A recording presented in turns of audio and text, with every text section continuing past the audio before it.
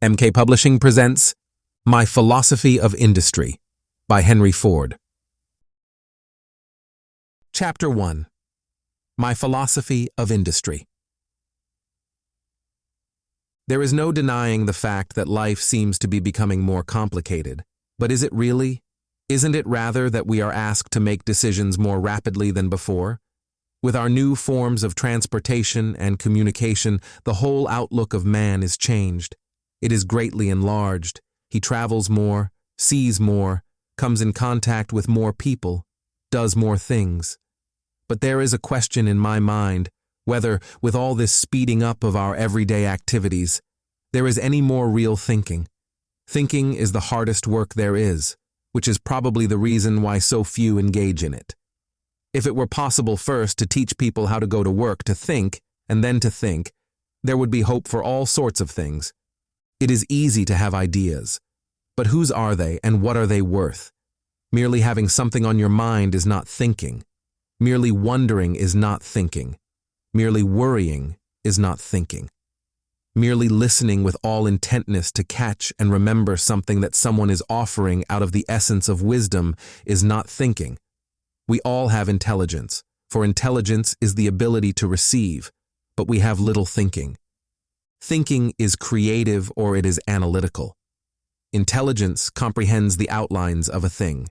Thinking breaks it into its elements, analyzes it, and puts it together again. One feels, however, that, regardless of the fact that up to the present time everything has been about all that it could be under the circumstances, there is a sense in which, from this moment forward, a new era may emerge if the necessary human components of the new era decide so. Perhaps the most one can hope for now is to drive home a conviction that as a people, we have not done much thinking.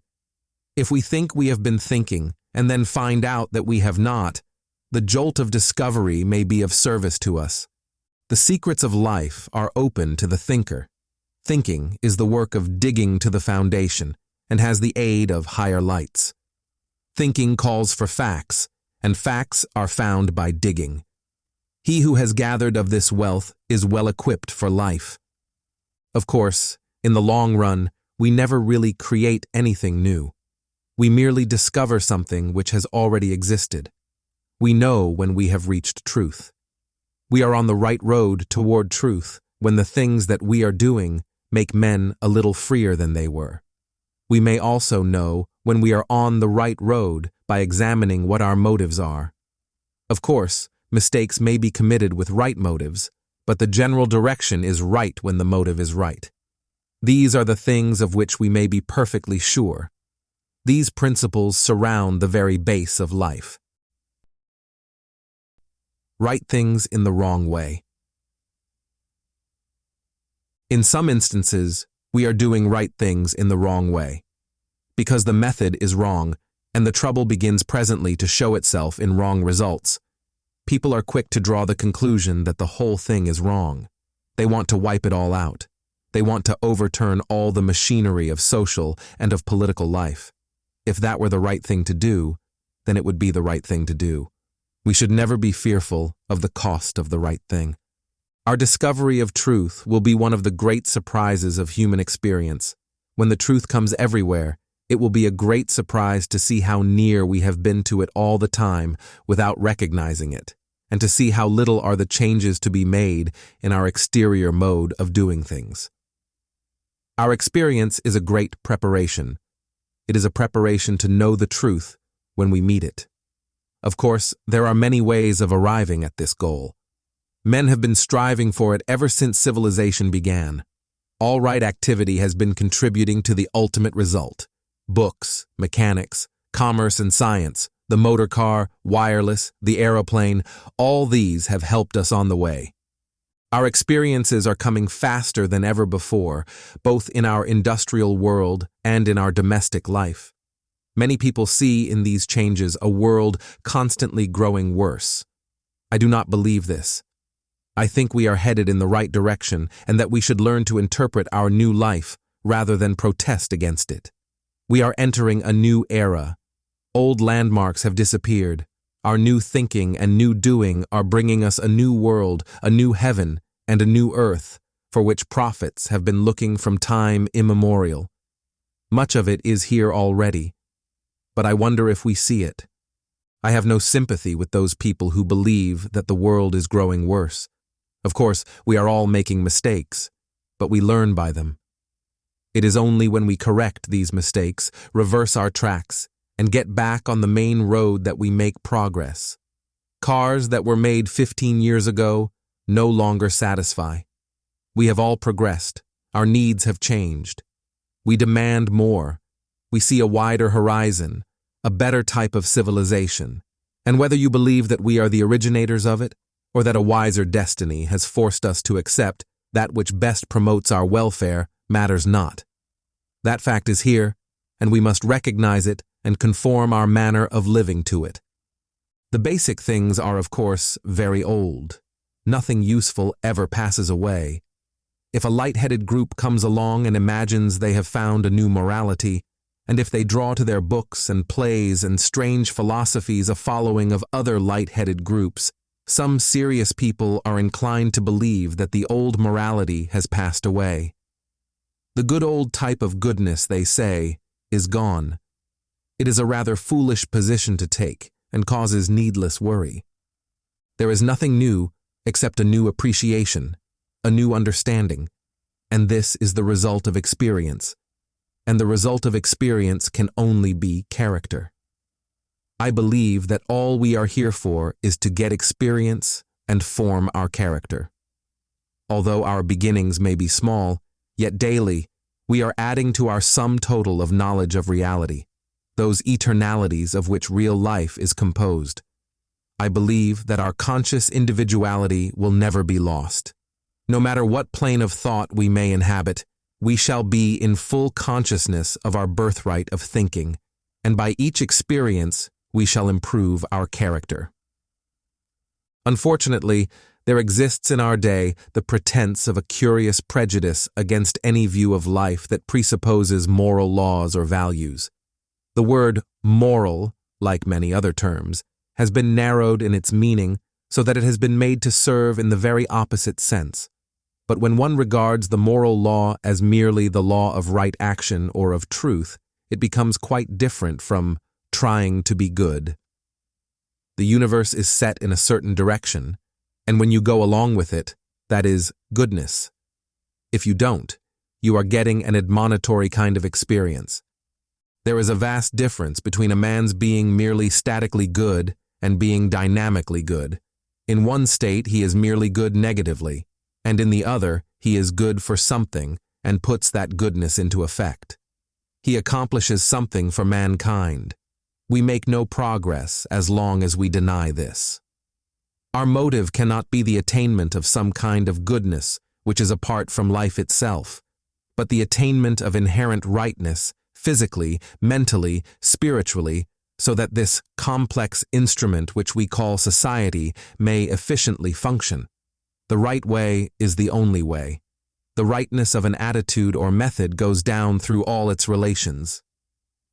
Rightness in mechanics, rightness in morals, are basically the same thing and cannot rest apart. Matter and spirit. I make no difference between matter and spirit. They are different degrees of fineness of the same thing. The one is becoming the other through ascent and descent, and both benefit by the process. Will the poverty and the injustice and the need of the world force us to adopt this law of higher relations? If so, fortunate are we. When we speak of morality and progress, we mean the maintenance by man of his control of the situation, instead of his being overwhelmed by the situation. We mean that he should mold progress to our highest concept of what is right between man and of what will work for the service of all, and not merely consent to be molded out of moral shape by the pressure of progress upon him. Morality is merely doing the sound thing in the best way. It is a larger view and a longer view applied to life. The world is on the whole quite receptive to this implication of progress, and we are all waiting for more manifestations of its workings, which are incidentally more numerous now than they have ever been in all the ages of mankind. Regardless of what we name it, this view is surely moving to practical recognition. There is one thing that we know about universal law. It operates for us if we will, against us if it must. But it operates. Furthermore, I believe that the application of this law is necessary for business success.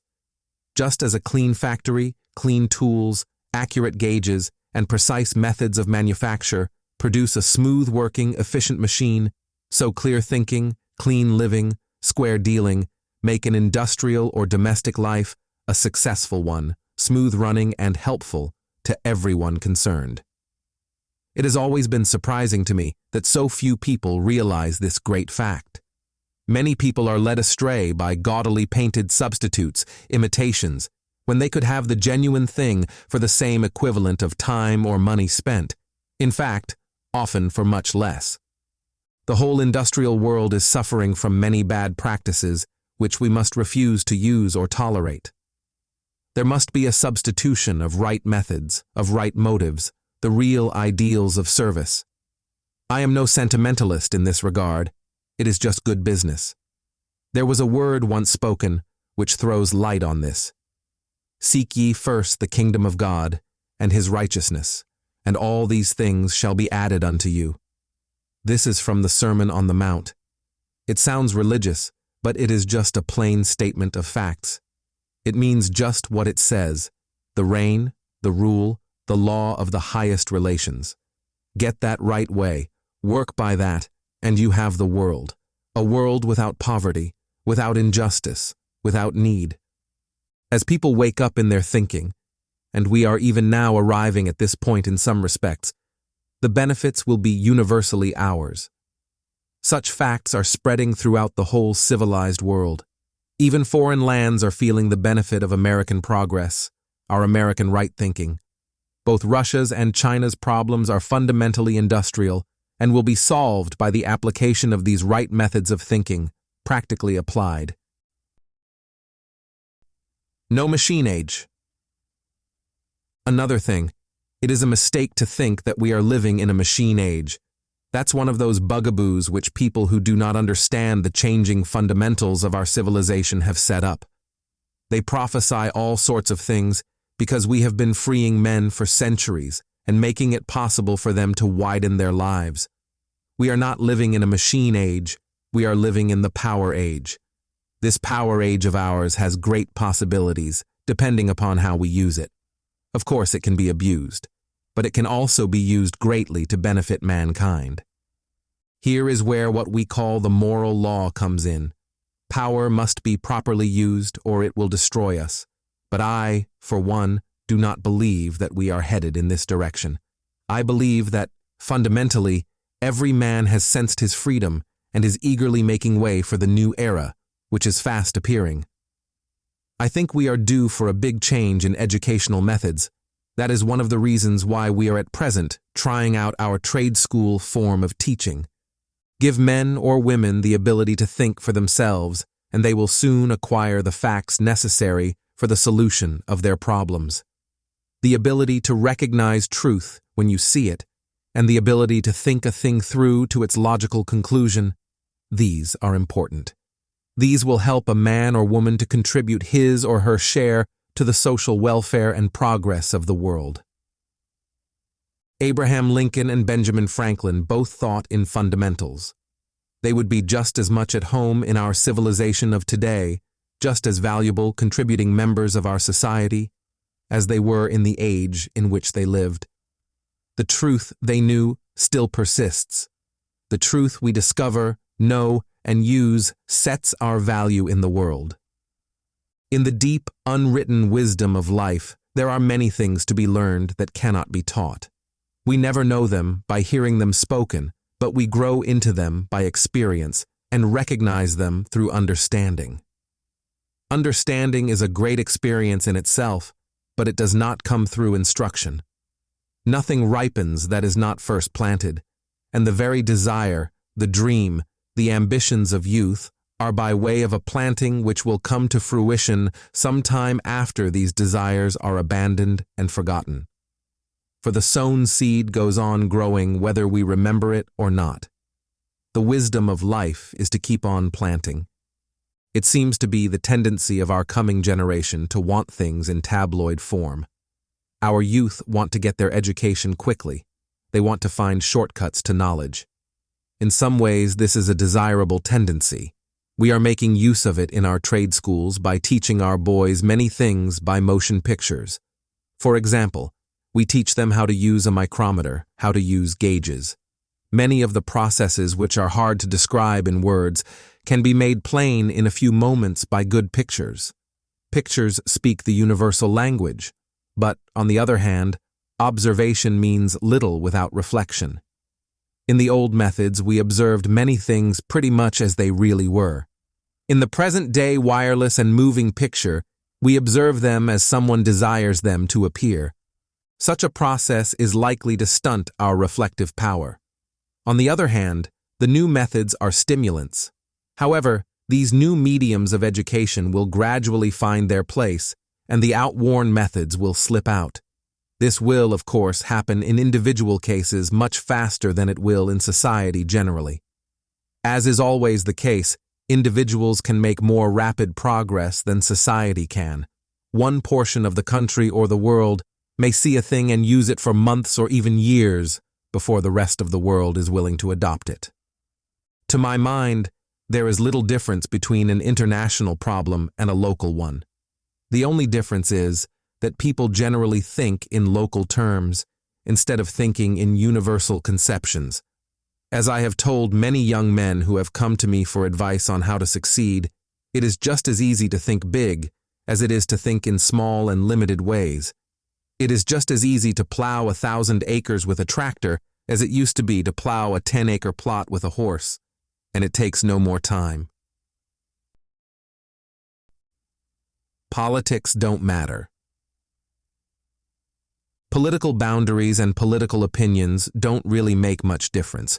It is the economic condition which really forces change and compels progress. I have been asked several times whether I believe that the large cities will continue to grow and drain the country of its small-town population, or whether the reverse will be true. Well, I think we shall continue to have large cities and small towns. Each has its advantage, each has its reason for being. There are disadvantages in both, but the good in each will survive.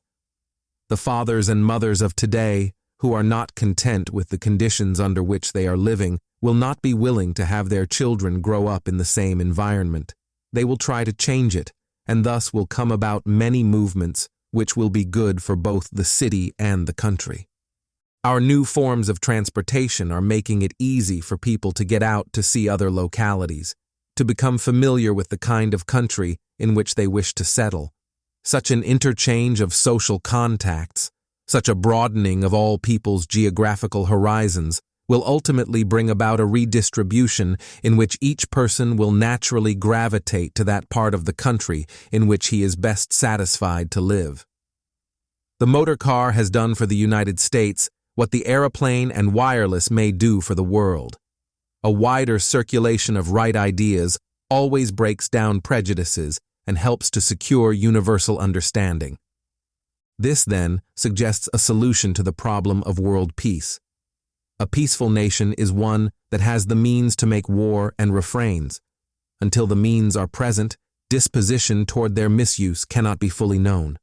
In the present world, the believers in peace confront the advocates of war, and fortunately, the former are better armed. Their power for peace seems to be in proportion to their power to enforce it. It sometimes seems that the course of history has been an effort to produce the invincible warrior and through him to dominate the world for peace. The nation must be capable of making war and of refraining before its natural peacefulness can be known. Some nations, very great ones, are today physically unable to make war. Maybe they will continue peaceable even when they become capable of this dread ability. But we also know that there are nations able to make war who believe in peace. What the peace-loving forces of the world are facing is the war-loving forces. If that fact could be realized, much waste motion would be saved. It is interesting to study international methods of education. the educational processes differ according to the goal in view. Many of the old civilizations educate their upper classes for a condition of economic freedom and vegetative leisure, while their lower classes are held in industrial slavery. In fact, it is by the use of leisure that we may judge the characteristics of a people. There was a time when leisure was regarded as lost time. Particularly in industry, the creation of leisure time was supposed to be impractical and wasteful.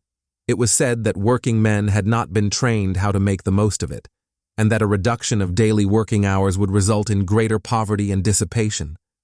We in America have changed our thoughts in this regard very much during the last few years. We have come to see that leisure is not a waste of time, that even from a cold business point of view, it pays dividends in greater profits, better health, and a better product. Furthermore, it has been discovered that the working man very soon finds a desirable and healthy way to use his leisure time to his own personal advancement and for the greater happiness of his family. The second generation is never at a mental loss to improve their time. It has been our experience that even those who come from countries where long, hard-working hours were the rule are soon found using their leisure hours in a useful manner. Man needs leisure to think, and the world needs thinkers. One of the hardest things in the industrial world today is to find enough men who are capable of thinking a problem through.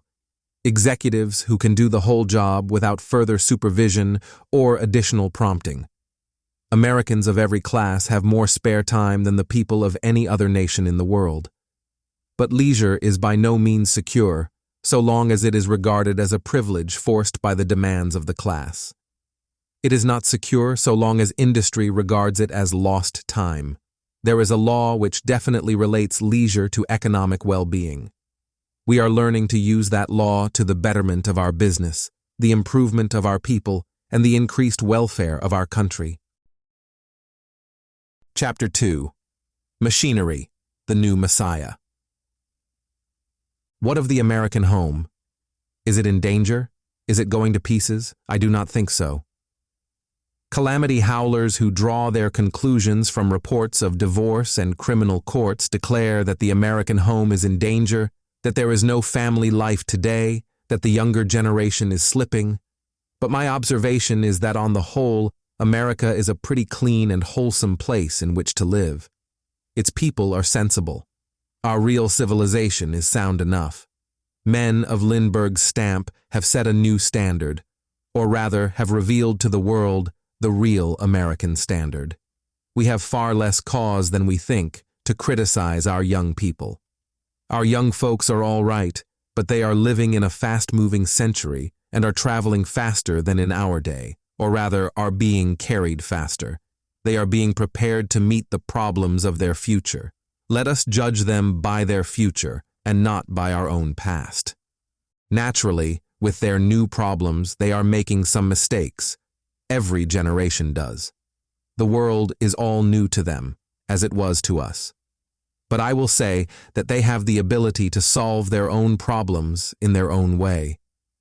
Conditions in the home have, of course, changed. They are changing rapidly. With the advent of the aeroplane, wireless, and the motor car, people are no longer compelled to stay in the house, but may travel about, economically, and see things. Home will remain, but homes will greatly change. They always have. Our young women are going to keep house in a manner different from that of their mothers. But so did their mothers before them. That is well, too. The great problem in the home today is that there is too much drudgery there. Although a man's actual working hours a week have decreased, hardly anything has been done to eliminate the fundamental drudgery of housekeeping. There has been no decrease in the hours of wives. The modern young woman who maintains a household and brings up several children is going to change this. She is refusing the drudgery. What you call the indifference of the young in this respect is simply a coming event casting its shadow before. They have refused household drudgery, and as a consequence, it will disappear. There is some machinery to use in the kitchen today. We have the vacuum cleaner, the various electric appliances, the electric washing machine, the electric ice boxes, but most of it is still too expensive. We must find some way to reduce the cost and some way to lighten the other labors of women. Many processes have already been taken out of the home. Few housewives bake their own bread. You can buy better bread from the bakery now than many of the young women are able to make. They have not been fitted by education to do many of the things which they are called upon to perform after they become wives and mothers. Furthermore, the time will come when each member of the family can be given more individual attention, that is, each one can have the food that he likes and that is best suited for his growth. It may sound an astounding proposition to advance, but we shall soon find a way to do much of the cooking outside and deliver it in a hot and appetizing condition at mealtimes at no greater cost than that at which it is now being prepared in the workman's home. There the problem of transportation comes in, but it will be solved in the same way that many of the other domestic problems have been solved. A new age for the farmer. There are three basic industries in the world: growing things, making things, and carrying things. Farming is the first important industry. At the present time, farming needs to be completely revolutionized. The poor farmer, owning a few acres, a house, a barn, a few odd buildings, some horses, and a few cows, pigs, and chickens, and farming in the old way, cannot hope to rise very high in the economic scale. Even with the motor car and wireless, life on the farm still has its drudgery, especially if there is a large family to bring up, take care of, and feed. Under present conditions, there is no chance for a farmer to get ahead very fast, unless he uses new methods. Large corporations, whose sole business it will be to perform the operations of plowing, planting, cultivating, and harvesting, will supersede the individual farmer, or groups of farmers will combine to perform their work in a wholesale manner.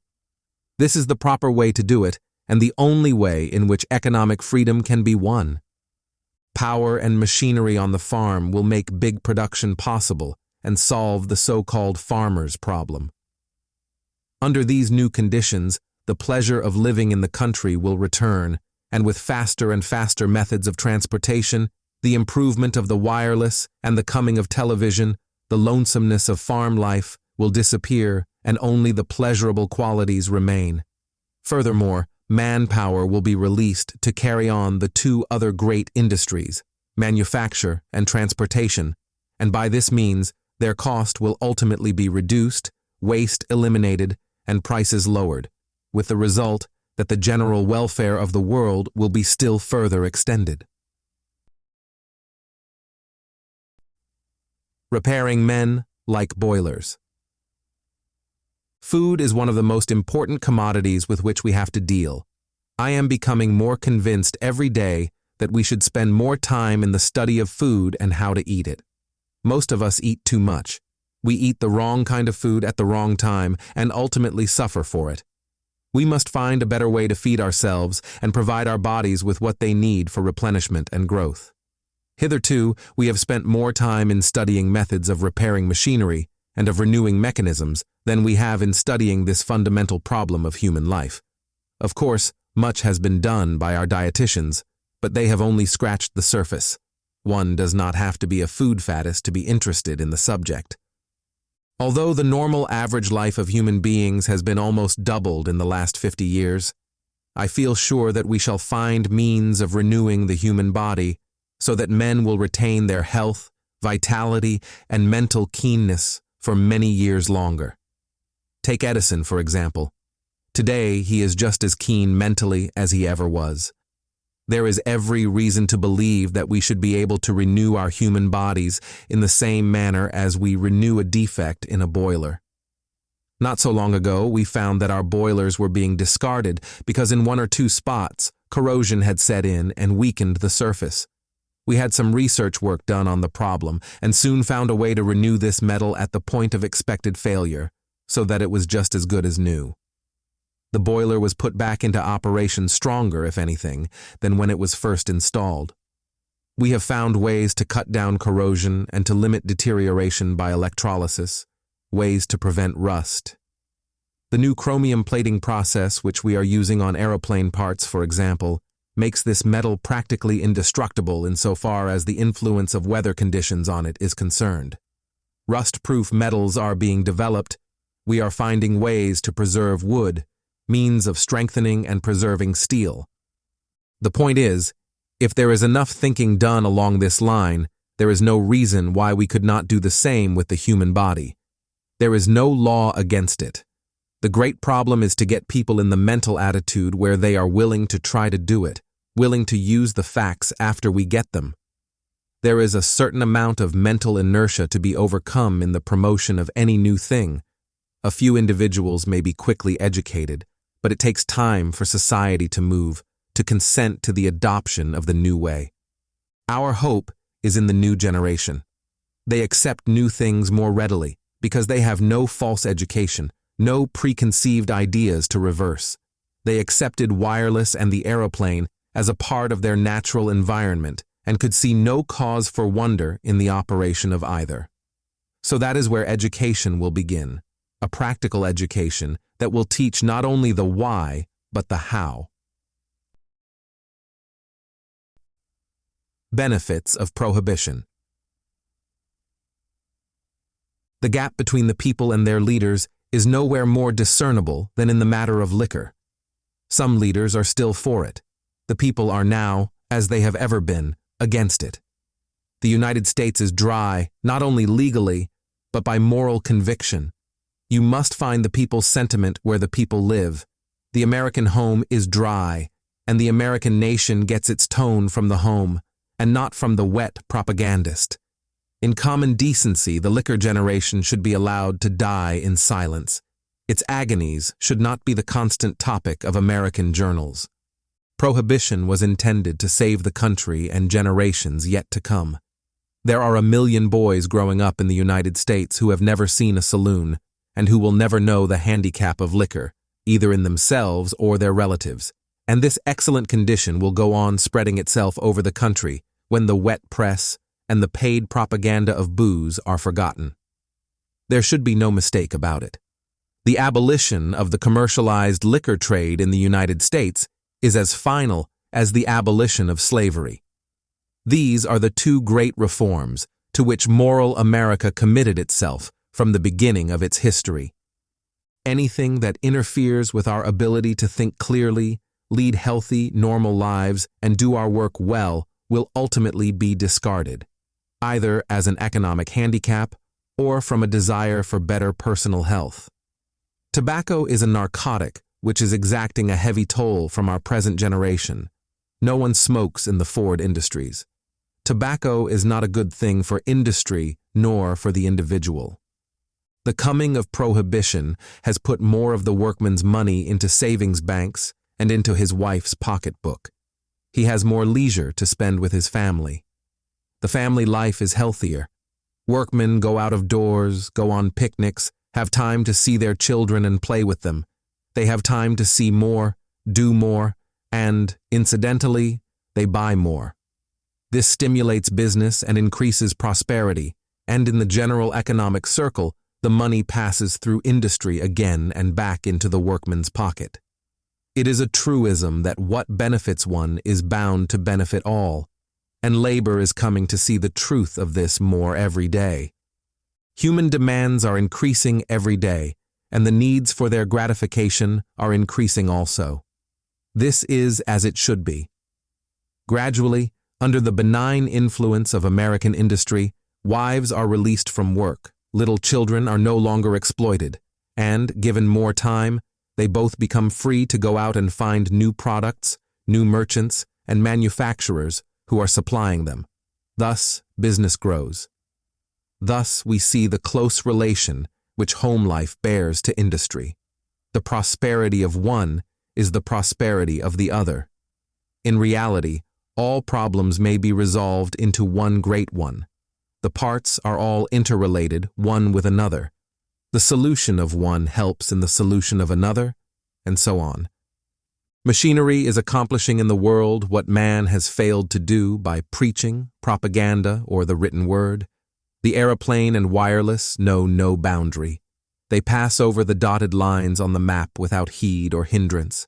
They are binding the world together in a way no other system can.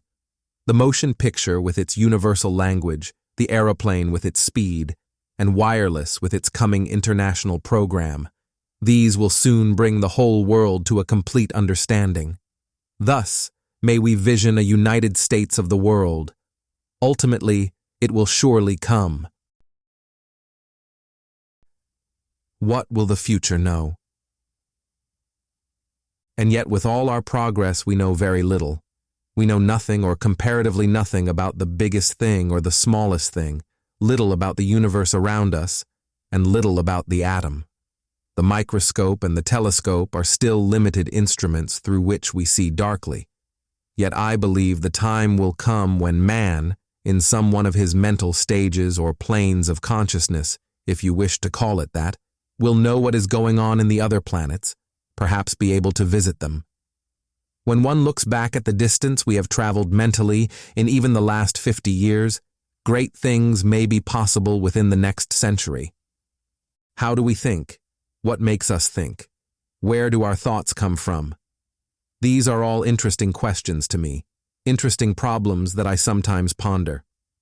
As with a properly tuned antenna, thoughts seem to come to one attuned to receive them. That seems to be the way we get ideas, but it takes a conscious effort on our part to be ready to receive them. Call this universal source of ideas anything you wish. The fact remains that the thoughts are all around us, ready for acceptance.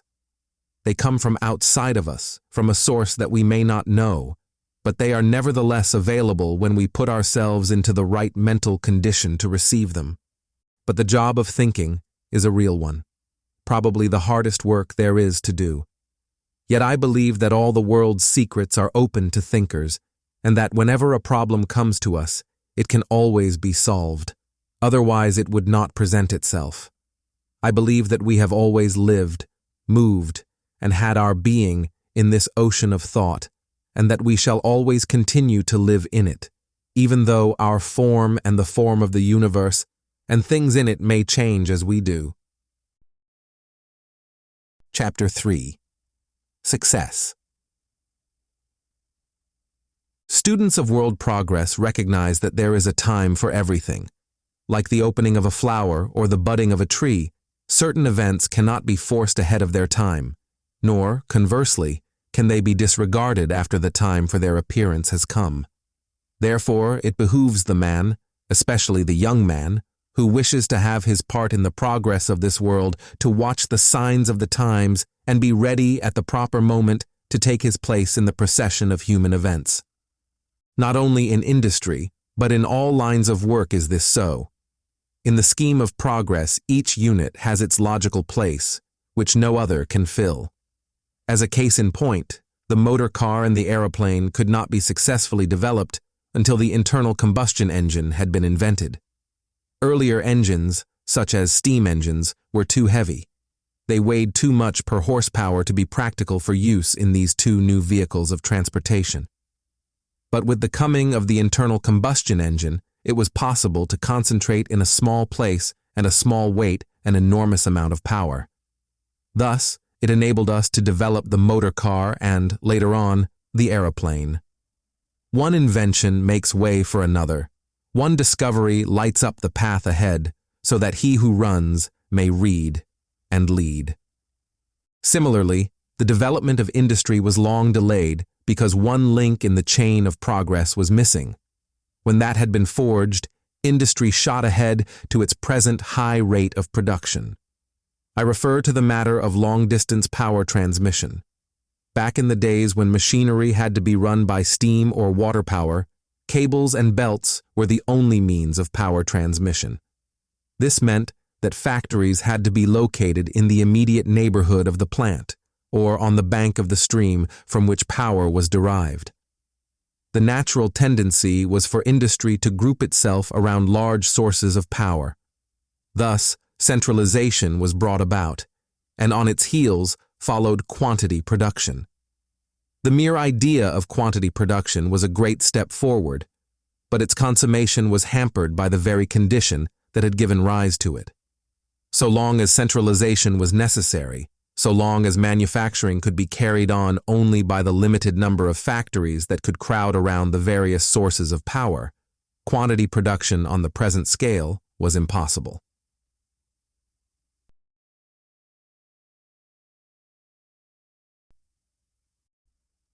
The missing link in the chain of progress.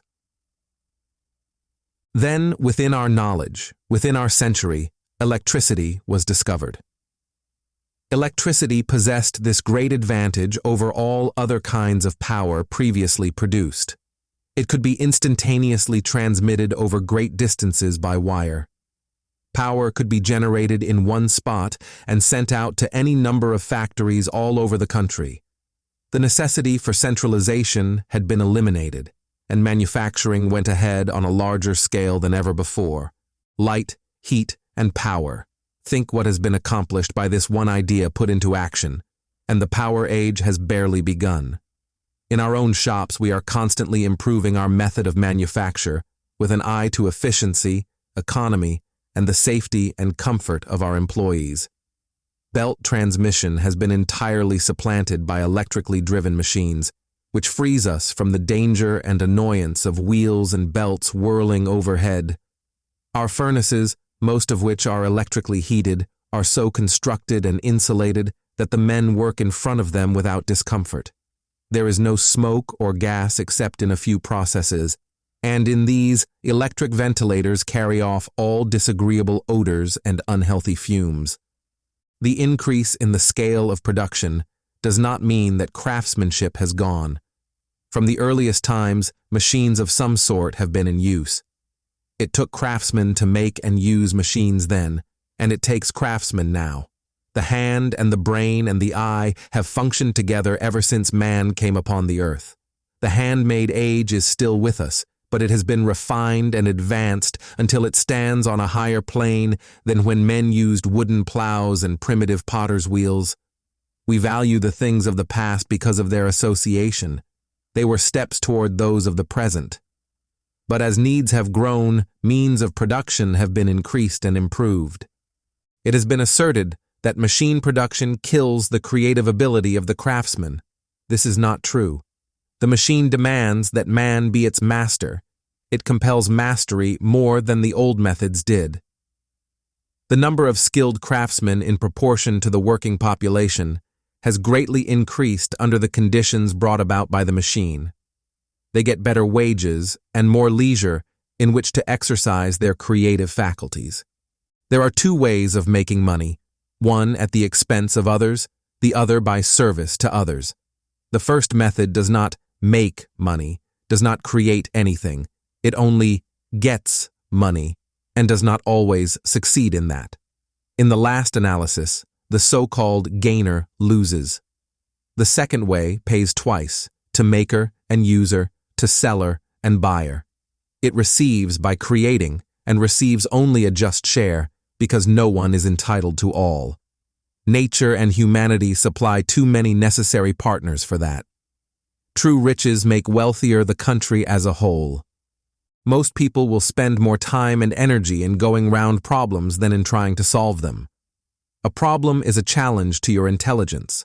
Problems are only problems until they are solved, and the solution confers a reward upon the solver. Instead of avoiding problems, we should welcome them, and through right thinking make them pay us profits.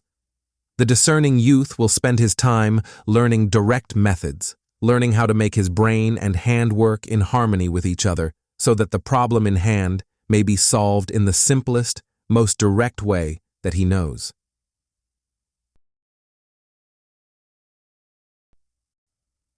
The dead limbs of life. We can get rid of a tremendous number of the bothersome things of life if we put our minds to it. The number of needless tasks that are performed daily by thousands of people is amazing. It is the work of men with vision to trim out some of these dead limbs of life.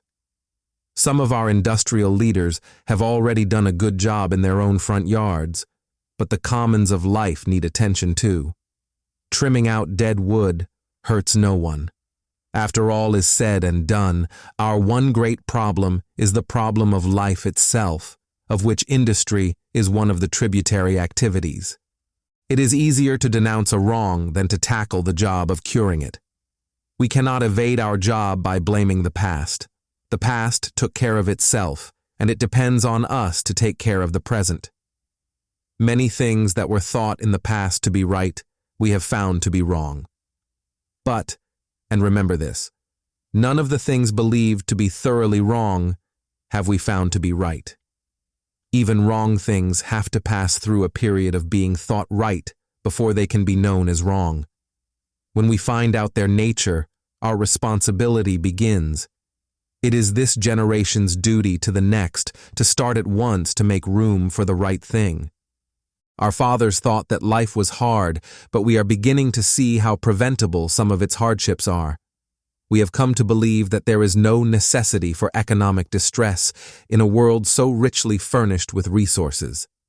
Men are searching with sharp eyes for the defect in our system which prevents a man from working when he wants to work, and his responsibilities require it. Economic stoppage is not natural. This defect is not in the created order of things. It is in the human order. Our selfishness and our lack of wisdom have created it. If we have established a money system which can be manipulated to the hurt of multitudes, it is as certain as fate that the system is doomed. The very discovery of insufficiency is its death warrant.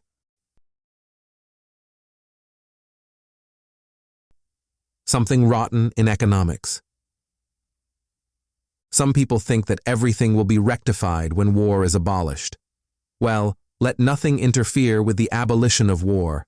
But sound thinking insists that war will not be abolished until its roots are cut, and one of its main roots is a false money system and the high priests thereof. But more of that later. What causes war is not patriotism, not that human beings are willing to die in defense of their dearest ones. It is the false doctrine fostered by the few that war spells gain. It is this that makes war, and there are not enough pacifists who see it and attack it. The fact that pacifists are left in peace is proof they are not attacking the real causes of war. If pacifists spoke the truth, they would not be petted as they are today. Theirs would be the hard lot of the martyrs of truth. We often speak of the ignorance of the past, but our distant forefathers were no more ignorant than we. They were grinding the grist of experience through the mills of the mind, and were discovering what was good and what was bad for them. That is all we are doing. What will be known in the future as the ignorance of this present generation is just the residue of discoveries which we shall not have time to make. Our responsibility is not to create a perfect world, but to establish our discoveries of what is right by weeding out what we have newly discovered to be wrong, leaving to the future its task of the same nature. One of the principal duties that devolve during periods of change is the duty of conscious allegiance. Today, conscious allegiance costs something. At the very first, it means division between those who are loyal to moral convictions and those who are not. The majority of the people are naturally straddlers. They are not in the world to pioneer, but to be as happy as possible. If pioneering in a cause brings discomfort, they would rather not be among the pioneers. They would rather stand on the sidelines and, in the combat between truth and error, wait and see which proves the stronger. Though they may have a lazy faith that truth at last will win, they do not wish to lend a premature support. Yet majorities are essential, not to the truth, but to the acknowledgement of the truth. There are some opposites in the world that should never be reconciled. There are some programs that should never be harmonized. What frightens some people is that they want to be happy, to live and let live without being bothered. They would like to enjoy the world as it is, and if there are those who would improve the world, let them do so, but not in a way that interferes with their present happiness. The most important work that faces the young generation today is making the world a better place to live in. There are thousands of great tasks waiting to be accomplished. There are innumerable opportunities in the three great arts: agriculture, industry, and transportation. The youth who can solve the money question will do more for the world than all the professional soldiers of history.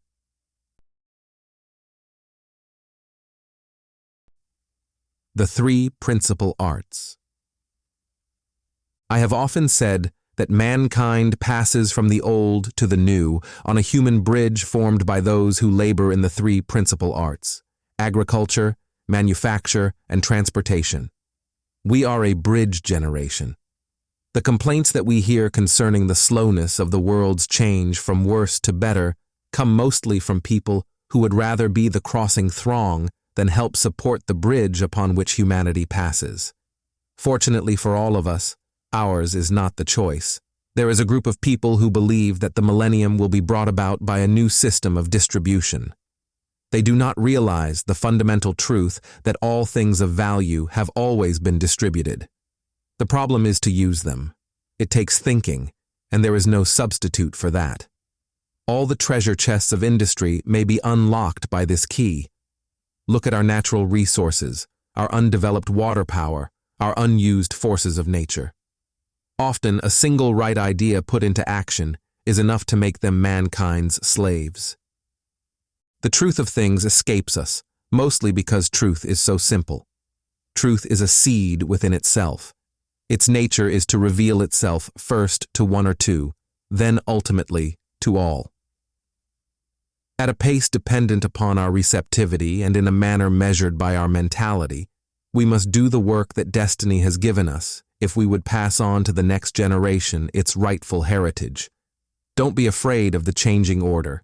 It may look like chaos, but when the passing debris of the old has been cleared away, there will be found 1,000 new opportunities teeming with promise and power. Talkers and doers. Youth has one great element in its favor. It can live in the future. The world of tomorrow belongs to the young man of today. He can begin shaping the world now. No age has ever presented the tremendous opportunities of the present, but along with these opportunities are proportionate responsibilities. With the changing wheel of ambition, boys no longer regard the talkative professions as more important than the manual. They realize that there are gigantic tasks to be done, and that these will be accomplished by doers rather than talkers. The man who does things is vastly more important to the world than the clerk who merely makes the record of others' achievements. Youths have a tremendous advantage over their elders in possessing the power of vision without the drawback of retrospect. They bring fresh eyes and fresh minds to old tasks. They are not tied down by the traditions of the past. They are not slaves to the failures of others. Their concern is not so much with what could have been done in the past as with what can be done in the future. What they make of it will depend on what they make of themselves and the opportunities or tasks which are now before them. Of course, education has its limits. Education and ability to do things are not interchangeable terms. You cannot educate brains into a man's head, but you can help him to make the most of the brains he has. A man who cannot think is not an educated man, no matter how many college degrees he may have acquired. One who can think things out usually can do them. An education which consists of signposts indicating the failures and fallacies of the past is doubtless useful. Many men are at work today on theories fundamentally wrong, ignorant that other men have followed that road and have had to come back. So schools are useful if they show the blind alleys of human endeavor. Then they must help to put men in possession of their own powers. But they cannot do this without the earnest desire of their students to be so helped. Inventors, by the way, are not made by education. But if they have enough education to spare them the mistakes of the past, it saves their time. Most of us are doing two things, that by which the body is kept alive and that by which the higher part of our nature lives. We go to the job to pay expenses, and then we indulge ourselves in what we like to do and maybe we're meant to do. The whole secret of a successful life is to find out what it is one's destiny to do, and then do it. Someday there may come to one the duty to do a disagreeable task, to take up a cause which will yield no reward. a cause which will at first surround one with misunderstanding and abuse, and which will make one look like a fool before men. One naturally shrinks from it. But when a man is sure of what he has to do, he should go ahead full speed. To be right means mainly to be in tune with destiny and willing to obey. It does not necessarily mean to be agreeable, nor to be agreed with, nor to be popular. It does mean to be useful in the purpose which destiny is trying to achieve in us and through us. If a man is right, he need not fear to stand alone. He is not alone. Every right idea that is put forth has many silent adherents.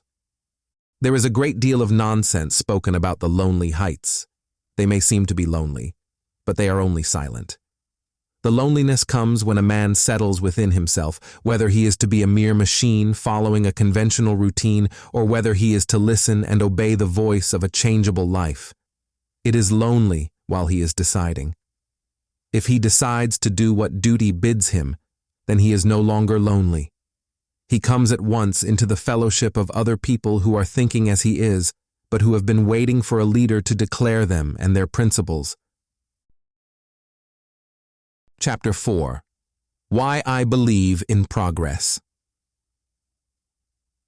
A satisfactory life is one that fulfills to the highest measure one's capacity for achievement, and then widens and deepens and develops that measure so that the man becomes bigger and better than his success.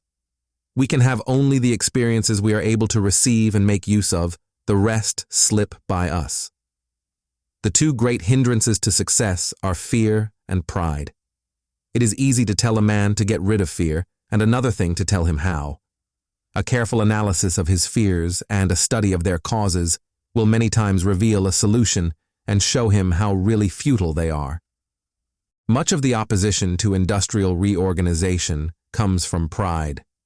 If you go into a shop and try to put it on a basis of successful operation, you will find that in 9 cases out of 10, the things you have to change are the very things in which someone takes an inordinate pride. The instances where pride has proved a hindrance in business are so numerous that one could quote them without end. A little observation will show that a man given to pride is usually proud of the wrong thing. Now in business, the job is the thing. When men are job-centered, they are less self-centered, and there is therefore less soil for the interference of personal likes and dislikes, personal pride, and personal prejudices. If there is any pride, it is centered in the job. If there is any prejudice, it is with reference to the job. Any method is willingly revised or abandoned. Any cherished theory is immediately scrapped. Any personal element is completely sunk in the great general importance of the job. If the job isn't big enough to command this sort of allegiance in a man, he should make it big enough. And if he can't do that, he should find one that is big enough. The wrong kind of pride does not contribute anything. It deceives the man who harbors it and hinders everyone within the radius of its malign influence. It has wrecked careers that might have been useful. When a man falls in love with his way, his method, his system, and exalts them to the place of first importance, when he resents competent criticism and change designed to focus his attention and efforts on a central job, he is on the downgrade. So my advice to young men is to be ready to revise any system, scrap any methods, abandon any theory, if the success of the job requires it. The more readily we scrap these things, the less danger is there to our fundamental principles, which ought never to be scrapped on any pretense whatever. There are many things more valuable than money. Time, energy, and material are worth more than money, because they cannot be purchased by money. It is a rather strange arrangement of nature that only the most precious values can be wasted. You can waste time, you can waste labor, and you can waste material. That is about all. You cannot waste money. You can misuse money, but you cannot waste it. It is still somewhere. You can waste your own opportunity, or you may use it for your benefit. To use what you have is much better than to save what you have. Economy is no cure for waste. Use is the word. Some would substitute the word economy for the word use. This is wrong. The word economy represents a half idea born of fear. Everything is given to us to use. There is no evil from which we suffer that did not come to us through misuse. There is no function which human beings can fulfill that is not good, but we have all about us a spectacle of whole nations having to make laws against things, not bad fundamentally, but bad in the way they are used. The worst possible sin we can commit against the things of our common life is to misuse them. There are two kinds of waste, that of the prodigal who misuses his substance, and that of the sluggard who allows his substance to rot through non-use. Both are creators of waste. The strict economizer is in danger of being classed with the sluggard. The remedy in both instances is use. The value of mistakes. Mistakes, whether they occur in the social realm or in the building of a new machine, are often the result of active research. The mind knows the end which it wishes to reach. It sees an opening, enters it, and explores far enough to discover that the opening does not lead where the mind wishes to go. Another opening is explored in a like manner and withdrawn from, so that experience is gained at every step. This is not waste, it is not evil, it is not blameworthy, it is a part of the material of knowledge. This negative knowledge may be in the back of your mind unused, but it is a part of knowledge just the same. Within our range of knowledge and necessity, we have made certain things work and we have found certain principles. On the other hand, we know that certain things will not work. This positive and negative knowledge is all useful. There should be no worrying over mistakes, because mistakes are part of the material of experience. It is a mistake, however, to scrap a thing because it is defective without first ascertaining what caused it to fail and whether the defect can be remedied. More knowledge is thus gained. We need analysis more than fault-finding, for then we face conditions. From analysis, we can go on to proper criticism, and from proper analysis and criticism should emerge a better weighing of values, a better way of doing the job. In other words, real progress. It is amazing to observe how large a percentage of our intelligent people desire to remain in the region of fault-finding simply because it calls for too strenuous an effort of the mind to rise into the region of analysis. The analyst takes the situation apart and lays the facts bare. Then comes the power of criticism, which means the weighing of values, the rating of all facts according to universal standards. Fault-finding is emotional, analysis is intellectual, criticism is moral. It is only when these flower into creativeness that the full value of the achievement becomes evident, but therein lies the real value of an education. To get something worthwhile done, something that will benefit all mankind and put civilization in debt to the doer. That, to my mind, is success, and something worth striving for. What portion of progress is due to effort, and what portion to the pressure of destiny, no one can say. Men are pushed ahead oftener than they go ahead of their own will. That is, mankind in the mass. This pressure may sometimes be due to the appearance of a new personality with a new idea, or it may be due to a combination of circumstances too big for any person to cause or control.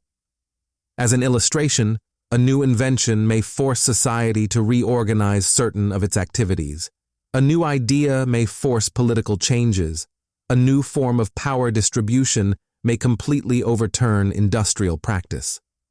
All of us have seen these things happen in our own generation. At these times of reversal, it takes clear vision to steer a straight path. Men with old ideas cling to old ways of doing things, frequently attempting to solve the new problems by old methods. But new men soon rise to take their place, men who have read the signs of the times aright and who are flexible enough and wise enough to interpret rather than protest against the changing order.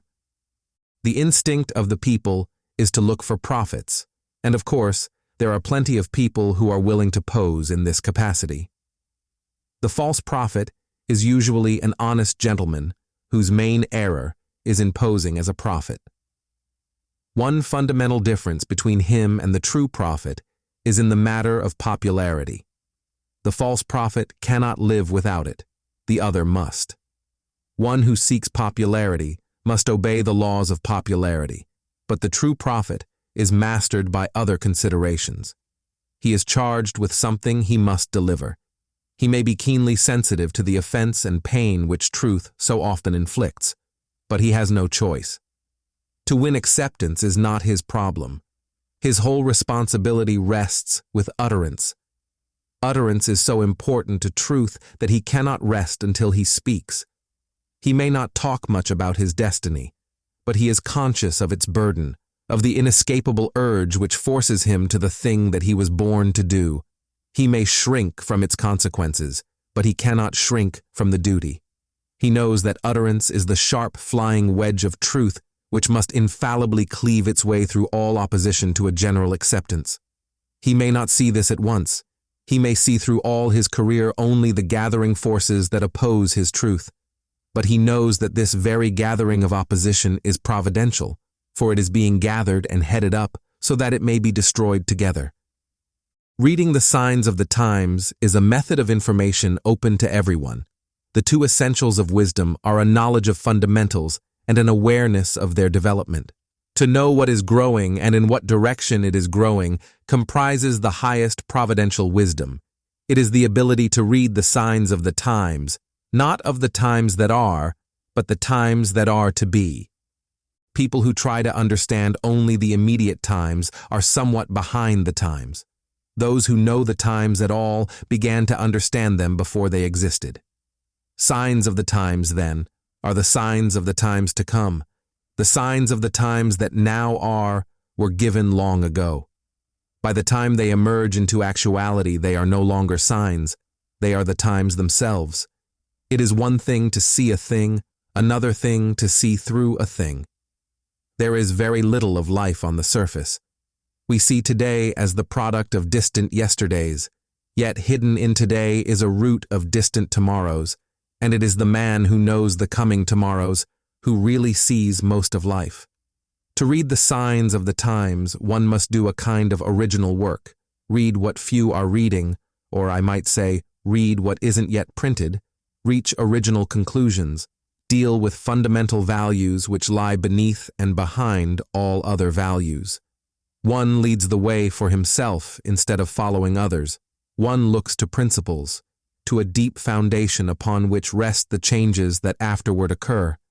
The signs of the times demand our learning a new language, observing fundamental things, doing original thinking, getting at naked facts, and being sure that they are facts, not simply theories. Life is a river which constantly changes its course, and the way of understanding is to follow this river, not the dried up and deserted riverbed.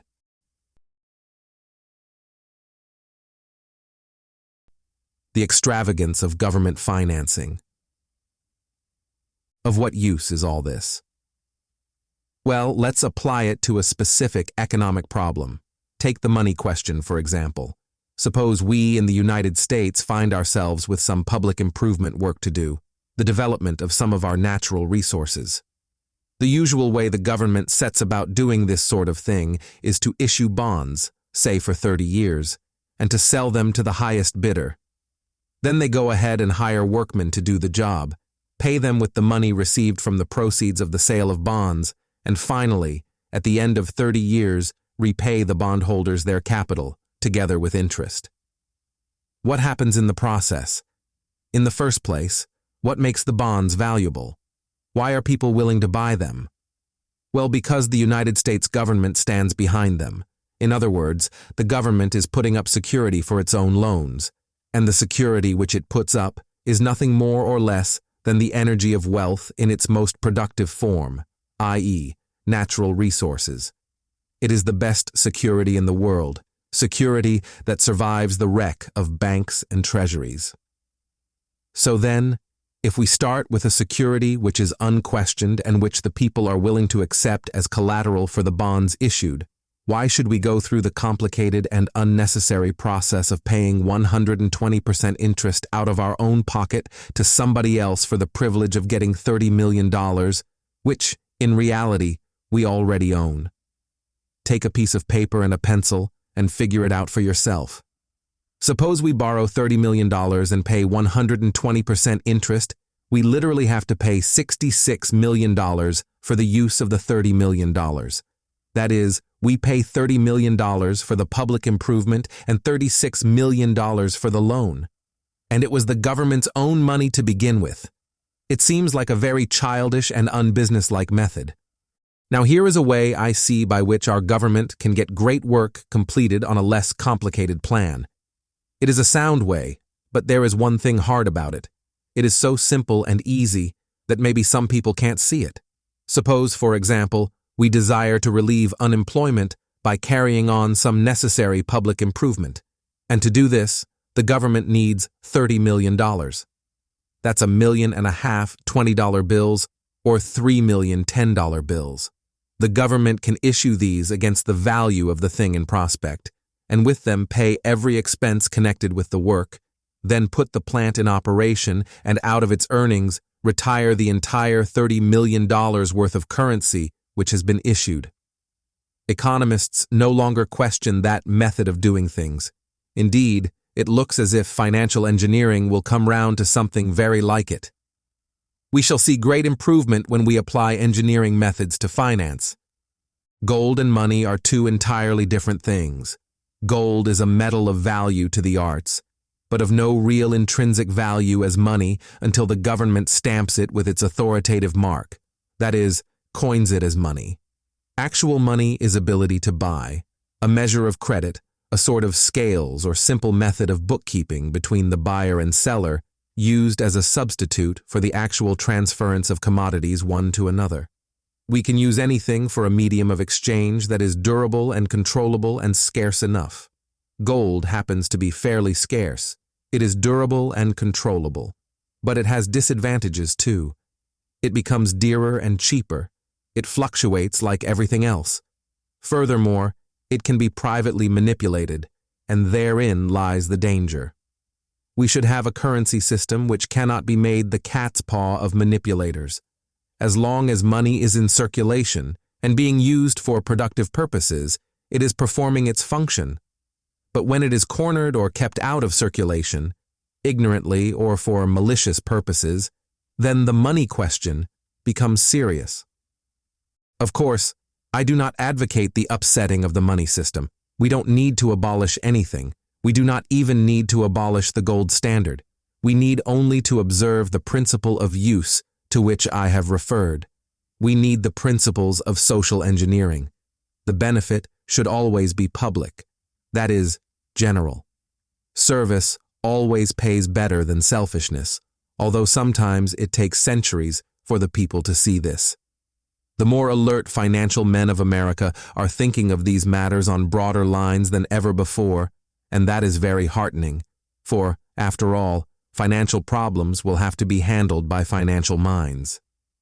The rank and file of our people are able to see how things ought to be, but the specialists will have to create the methods by which the ought to be will actually come into practice.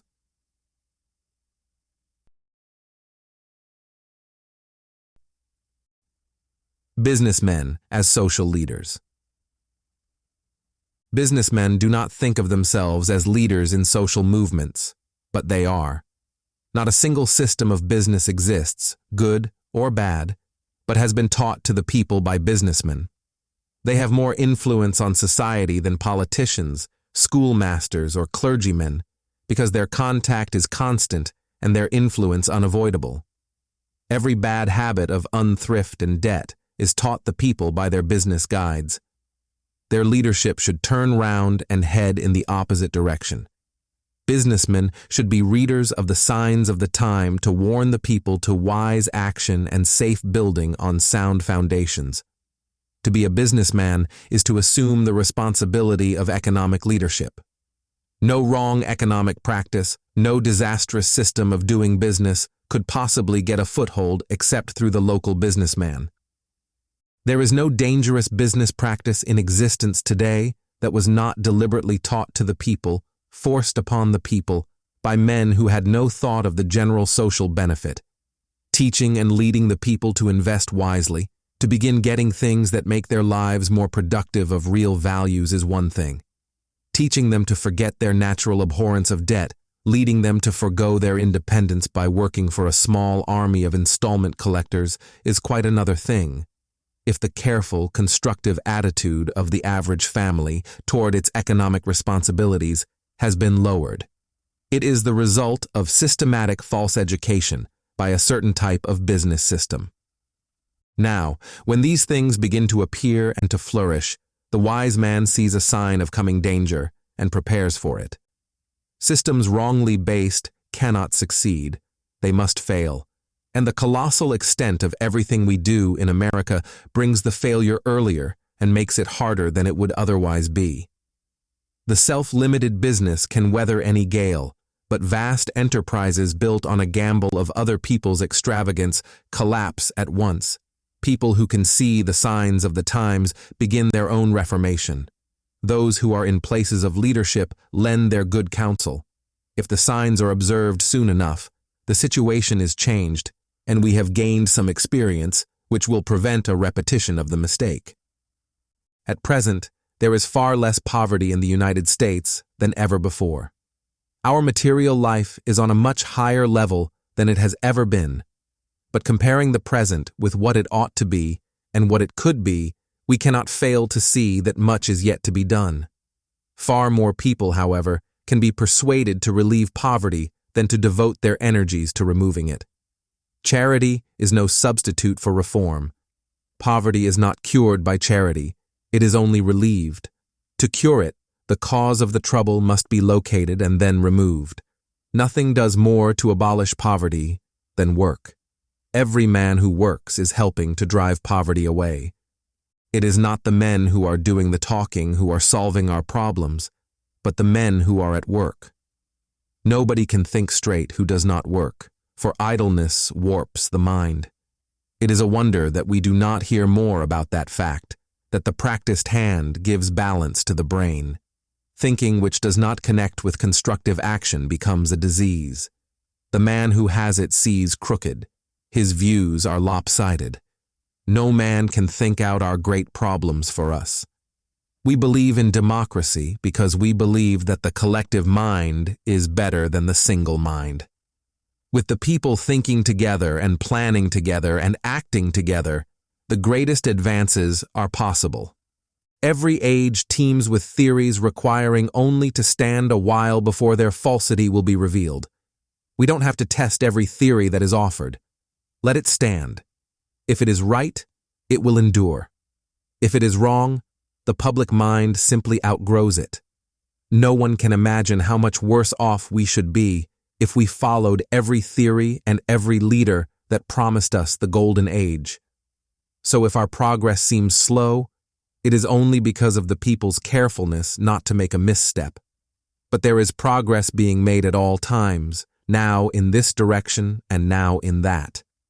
Such progress is a social creation. It is the people moving up, and that is the only kind of progress there is. If we have not yet gone forward rapidly, there is a very great fact to be set against that fact. The human race has not had to retrace many steps because of false moves. Thank you for listening to this audiobook. We hope you enjoyed your experience.